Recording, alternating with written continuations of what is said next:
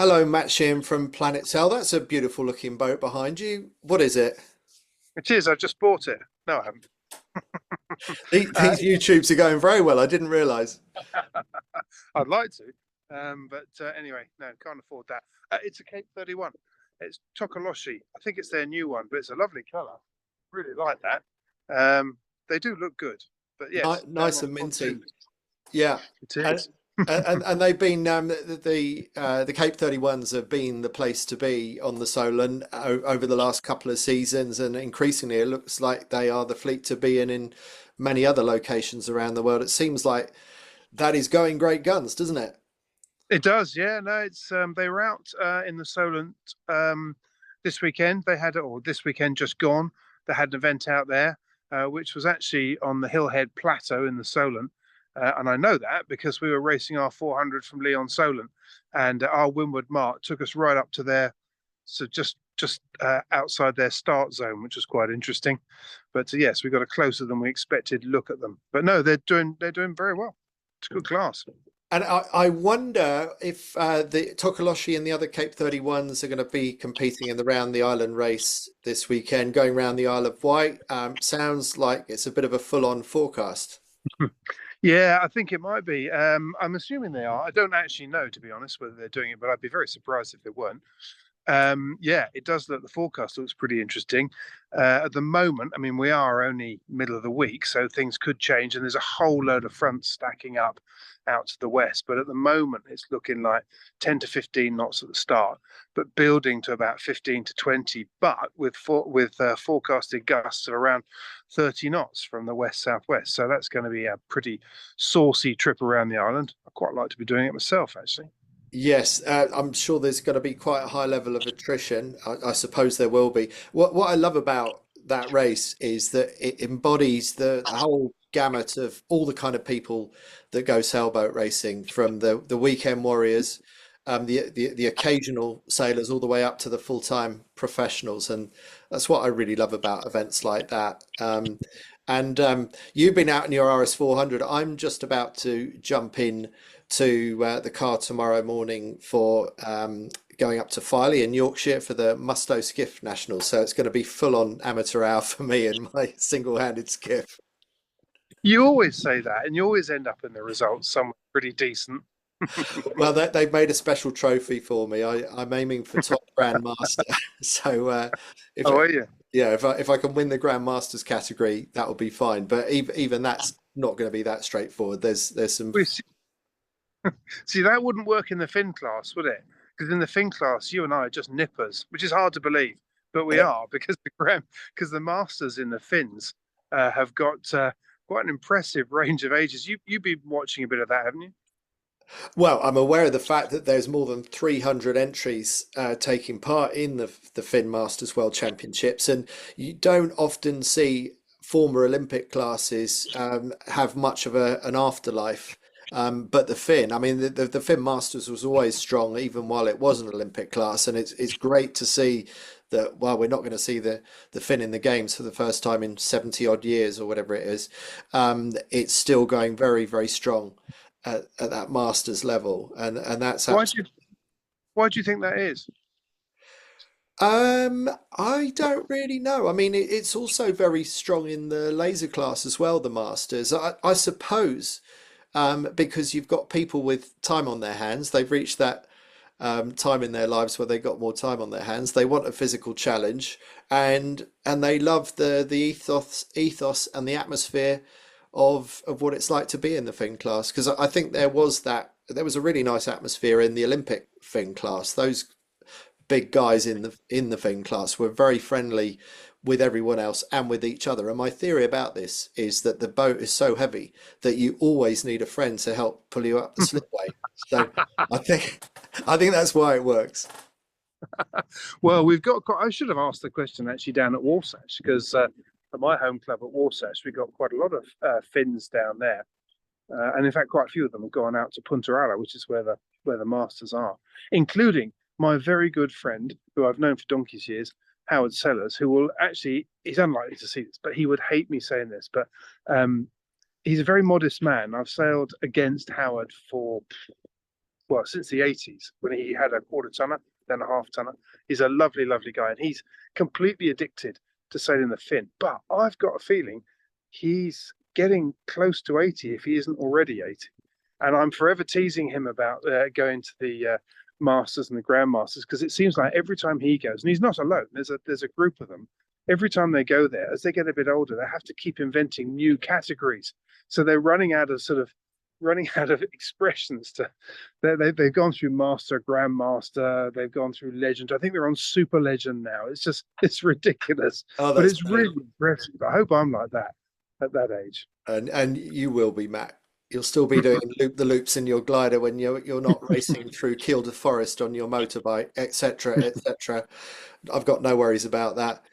Um, and the J70s, they've just had a Corinthian Worlds in Copenhagen, I think it was, certainly in Denmark, and 109 entries there. And J70, we know, has done really well over the past decade or so with pros on board, but it's also really nice to see such a strong entry with purely Corinthian competitors. And that's we mostly talk about the Grand Prix end, the professional end of the sport on the 5 minute warning, but it's nice to see these events really well supported at the amateur level as well.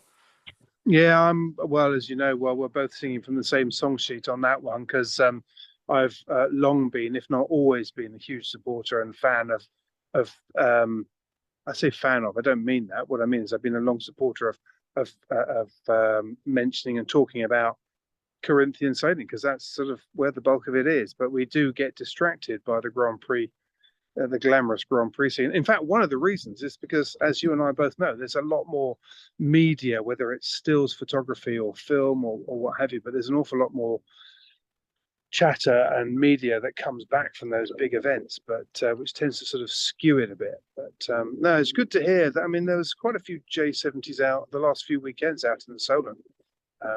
But I haven't been keeping up to date with what they've been up to.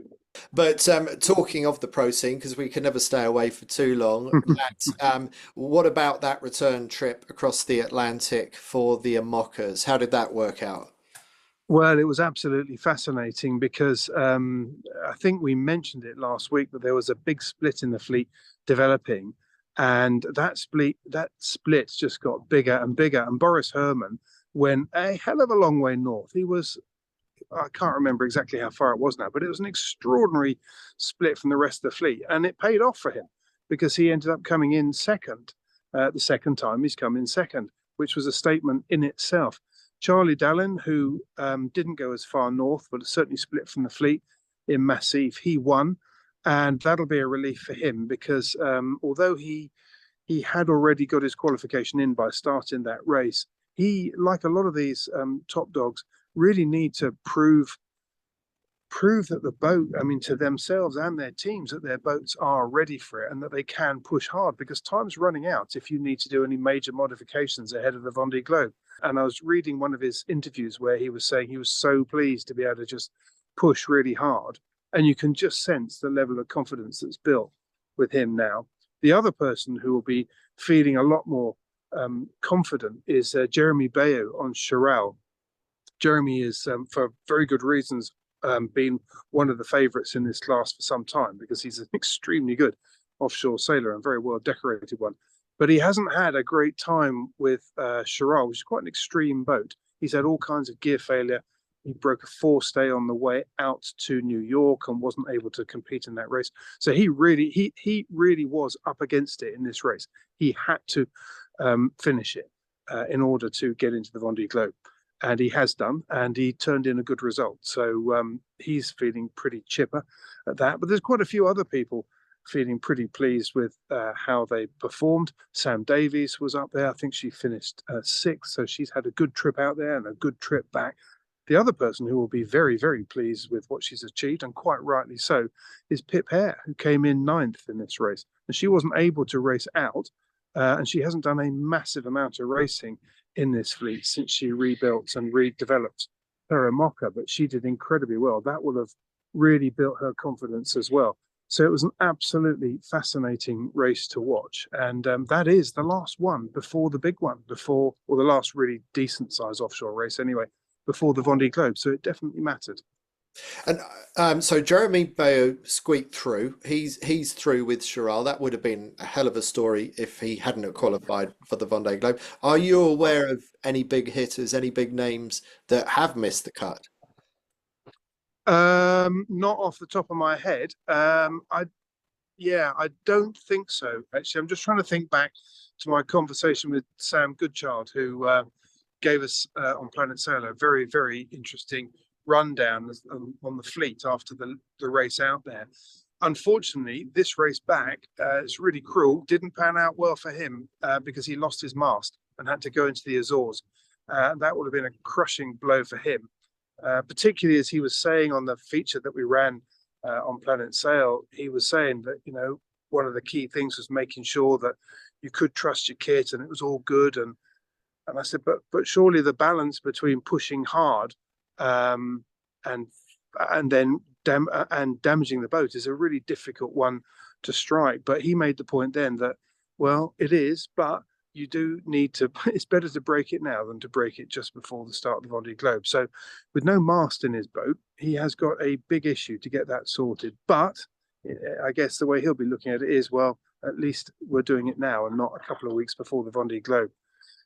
So you probably wouldn't want to be in Sam Goodchild's shoes in terms of what he's got to do. But let me throw this at you. Would you rather be Boris Herman in a belt and braces boat that looks like it's really well put together for the job, and some might argue overbuilt, or would you rather be in one of the boats that's just squeaked through, like a Jeremy Bayou boat, and you've still got time to put in some reinforcements and build it up? So do you want to be in the heavy proven thing, or the light might not make it thing?